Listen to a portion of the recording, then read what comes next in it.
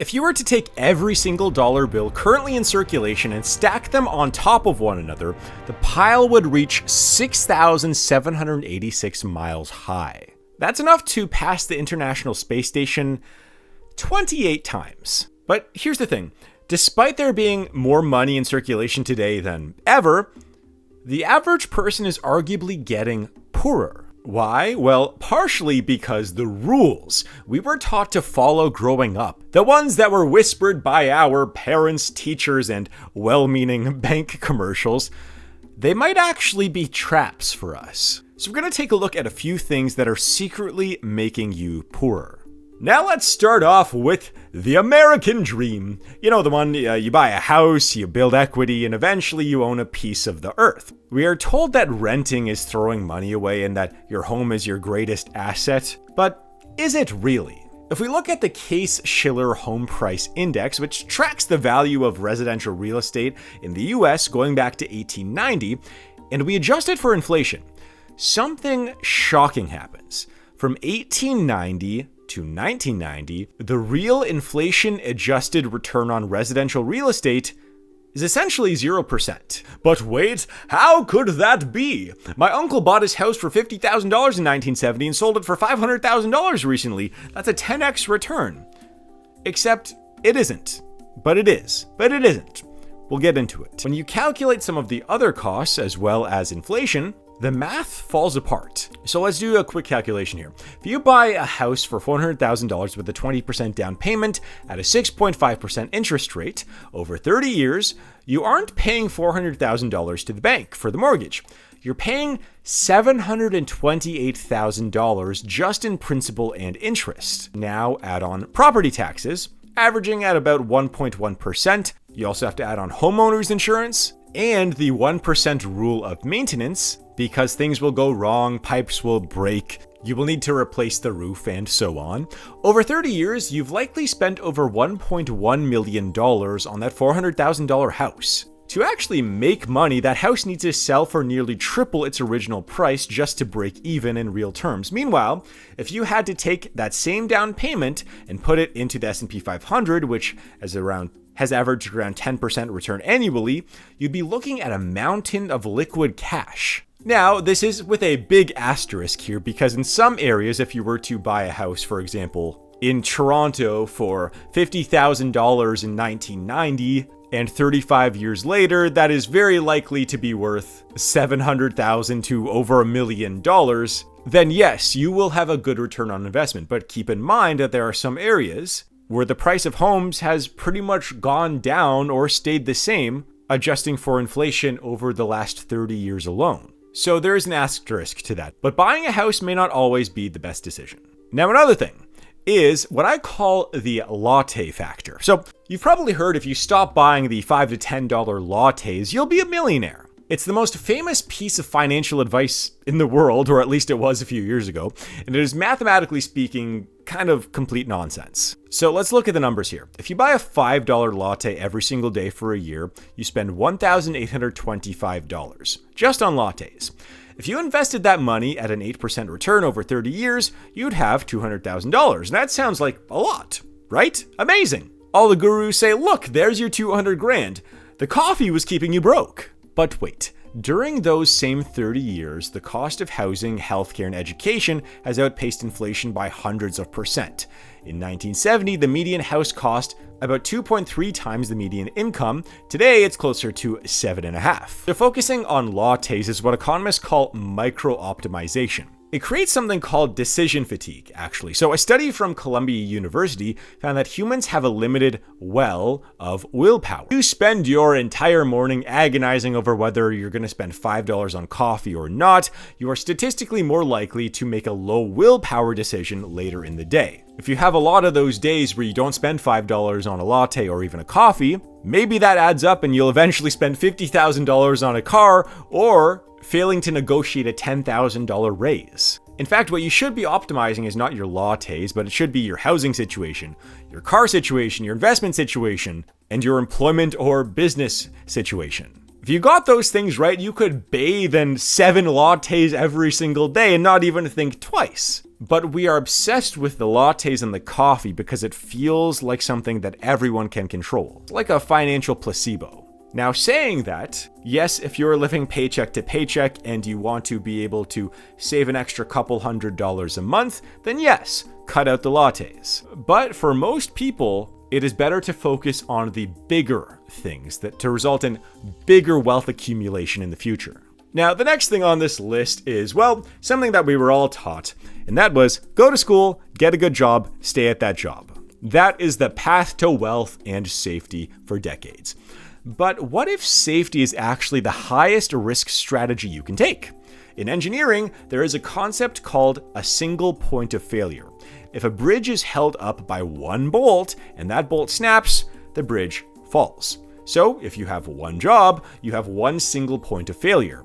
Your stability is entirely dependent on the mood of a middle manager for the most part. It could also be dependent on the quarterly earnings of your corporation or a sudden emergence of a new LLM that can do your job for $20 a month. So that's why it is encouraged that you switch jobs. So data from the Bureau of Labor Statistics shows that the average raise for staying at a company is roughly 3% per year. However, the average salary increase for someone who switches jobs is between 10 and 20%. Now, by being loyal, you are essentially paying a loyalty tax. And over a 40-year career, the person who switches jobs every 3 to 5 years will likely earn 50% more over their lifetime than someone who stays at one job. Now, we are taught that job hopping looks bad on a resume, but in the modern economy, loyalty is often just another word for stagnation. The wealthiest people also don't have jobs, which is also something to think about. They have income streams, not jobs. They have decoupled their time from money. Because as the saying goes, if you don't find a way to make money while you sleep, you will work until you die. Now, the next thing on the list is something called the saving versus investing paradox. So you might have heard the saying before, a penny saved is a penny earned, thanks to Benjamin Franklin. But Ben Franklin lived in a world where the US dollar was tied to gold and didn't lose 99% of its value over 100 years. Since the US moved off the gold standard in 1971, the saving strategy has become a slow motion car crash for most people. This is because of inflation, the invisible tax. If you put $10,000 in a high-yield savings account, earning roughly 4% interest, by the way, those don't really exist that much anymore in the wild, I've checked, but they used to. Now, if you were to find one of those accounts, you may feel like you're winning. But if inflation is 3.5%, your real rate of return is only 0.5%. And then the government shows up and you have to pay taxes on that 4% interest. If your tax is 25%, your 4% becomes 3%. If inflation is 3.5%, you're actually losing 0.5% of your purchasing power every year by saving in a high-yield savings account. So the wealthy understand the velocity of money. Money is like water. If it stays still, it becomes stagnant and grows bacteria, which is inflation. It has to move around. It has to be converted into assets, stocks, real estate, businesses, commodities that grow faster than central banks can print new currency. We were always taught to, save for a rainy day because you never know what's going to happen. But by the time the rain comes, your umbrella has been eaten away by moths of monetary expansion. Now, number 5 is the debt-free delusion. We were taught that all debt is bad growing up, and this is the mantra of a financial purity movement, and for a lot of people, it's true. If you're paying a 24% interest on a credit card debt that you use to buy designer shoes, yes, you should probably work on getting yourself debt-free. But there's a difference between consumer debt and mathematical arbitrage, or wealthy person debt. So imagine you have $100,000 in a mortgage at 3% interest. You receive a $100,000 inheritance, and then people tell you to use that money to pay off your house. Imagine the peace of mind of being debt-free. But you have to look at what rich people call the opportunity cost. If you pay off that 3% debt, you have effectively earned a 3% return on your money. However, if you put that $100,000 into a diversified index fund earning on average 7 to 8%, you're pocketing about 5% per year. Over 30 years, that 5% difference on $100,000 isn't just a few bucks, that's $432,000. Is peace of mind worth $432,000? For some, maybe. But mathematically, being debt-free is often an incredibly expensive luxury. The wealthy use debt, they use leverage, they borrow at low rates and invest at high rates. They use other people's money to build their empire, and so should you. Now, next on the list is something called the plastic trap. Now, you've probably heard the saying, cut up your credit cards. If you can't pay cash, you can't afford it. We've all heard the warnings. And statistically, the warnings make sense. The average American household carries almost $8,000 in credit card debt with an average interest rate of around 23%. If you only make the minimums on that percentage of, let's say, $7,900 at 22%, it will take you 25 years to pay that off. You will have paid off $15,000 in interest alone. And this seems like a major problem, and for a lot of people, it is. But if you never get behind on your credit cards, this could be a financial windfall. Here we go. If you spend $5,000 a month on business expenses or living costs and pay it off every 30 days, you're essentially borrowing $5,000 for free and then paying it off. But it gets better. Most high-end credit cards offer 2 to 5% back in rewards. Over a lifetime of spending $50,000 a year, that's about $2,500 potentially every single year in just free money or free rewards. If you invested that $2,500 annual rebate into the market for 40 years, you'd have $600,000 just from spending money you were going to spend anyways. So if you are a responsible spender and you never get behind in your credit cards, if you could get cashback rewards or just rewards in general, it could be a giant financial plus to your life. Now, another thing that might be keeping you poor is actually the diversification safety trap. You may have heard this saying, don't put all your eggs in one basket. It's the golden rule of investing. Spread it out, buy 500 stocks, buy bonds, buy gold, be safe. But there is a paradox with this. You see, diversification preserves wealth, but it rarely creates it. If you look at the Forbes 400 list of the wealthiest people on the planet, you will notice a recurring theme.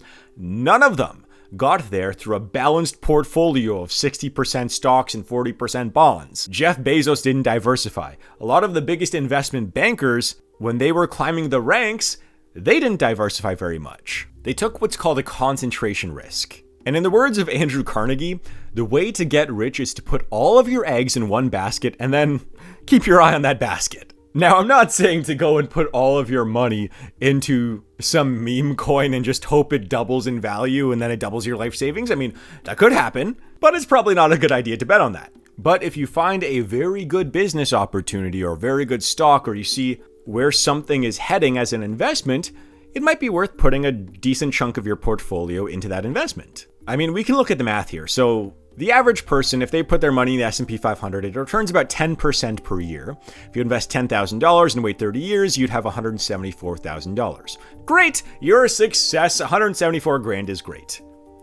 But the person who found the 110 bagger, which is a stock that goes up 10x, and in the 2010s, an example would be Tesla, also Apple, I guess, around 10x in the 2010s, if I believe. If you put a giant chunk of your portfolio into one of those stocks and you were to find it early on, you are actually creating wealth. You are jumping a whole level. You could be worth $1 million in 15 years if your investment goes well in one of those stocks. Meanwhile, if you put that money into just an index fund, yeah, sure, it might be worth tens of thousands or $100,000, $200,000, but you are not jumping to that next level of wealth that most people are seeking. Now, another thing that might be keeping you poor here is the work harder or work longer fallacy. Now, it is true if you're a laborer or you work a job, maybe you work a business, if you put in more hours, there is a good chance you will earn some more money. However, if you are focused on the hours and the labor hours and not the labor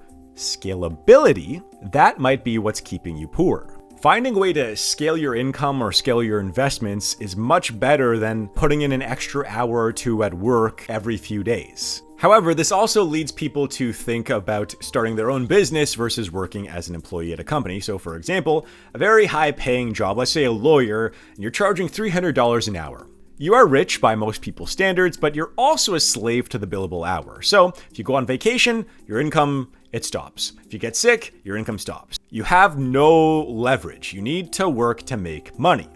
Now compare that to someone who is a best-selling author or something. They might spend 100 hours writing a book, maybe 1,000 hours. The first copy sold cost 1,000 hours to produce. The second copy, 0 hours. The millionth copy, 0 hours. This is the asymmetric upside. Finding a way to scale a business without dramatically increasing your time, well, that's the way you should be aiming for. That's what everyone should be aiming for. Because let's be honest, none of us really want to work unless you really like what you do, and some people do. But if you were to plop down $10 million in most people's laps, they would probably quit their job within 2 weeks. Now, I think that's going to wrap this video up, so please check out my playlist to see more videos just like this on that playlist, so make sure to click on it somewhere around here. Subscribe if you want to see more videos like this, and thank you very much for watching. I'll see you in my next video when you click on it in just a few seconds.